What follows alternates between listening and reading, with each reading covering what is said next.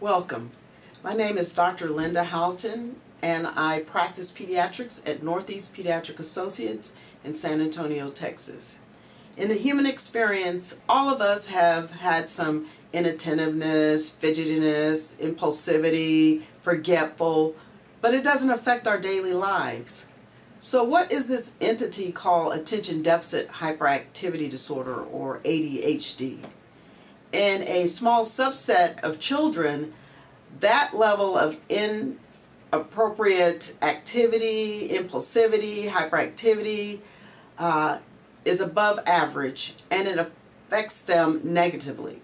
Their schoolwork is diminished, they're not able to attend to tasks, and parents struggle with those children. After a while, trying to struggle through things, low self-esteem can become a problem. The child says, "I'm dumb." They're frustrated. They don't know what else to do. Children with attention deficit hyperactivity disorder usually have an underlying learning disability that can display itself as problems processing information, recall, trouble putting their thoughts on paper, or even speaking. Researchers cannot give a definitive answers, but there's so many factors that are involved. There are two neurotransmitters called norepinephrine and dopamine, and those neurotransmitters are responsible for going to the forward or the front part of the brain to help impulse control, to help memory, to help recall, to help children attend to tasks. If those neurotransmitters are out of balance, then that's the child who can display ADHD. Genetics also plays a part. You will see that ADHD occurs in families.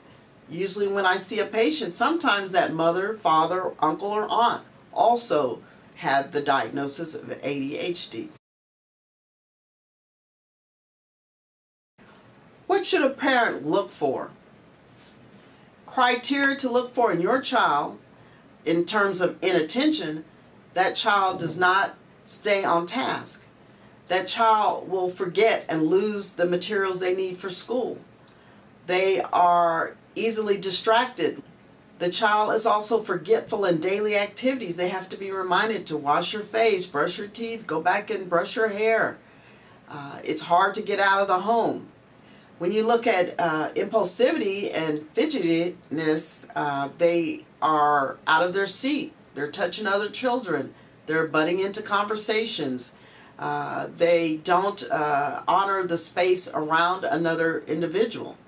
These symptoms last over 6 months, and they, of course, negatively affect their school and social relationships. Usually, children may not be invited to birthday parties, or other children shy away from playing with them because they're over-energized. What can you do to help your child? First, make an appointment with your physician for a clinical evaluation. Second, accept the diagnosis and become an advocate for your child. Learn how to navigate the school system so that your child can get the accommodations or modifications they need in the classroom. Also, don't overextend and have a child be exhausted all the time. Give opportunity for outdoor play, sports, to burn off some of that excess energy. Maintain firm discipline and rules in the home. Have set schedules for bedtime and homework time. Work on extending your child's attention span. Children should have 3 to 5 minutes of attention per year of age. So sit down at a table with a 5-year-old for 15 minutes working on a puzzle, and to keep that child in that seat for those 15 minutes. And last but not least, do not be discouraged. Some of our most interesting and intelligent physicians, mathematicians, business people, sports people, entertainment people have lived with ADHD, and your child too can become a success.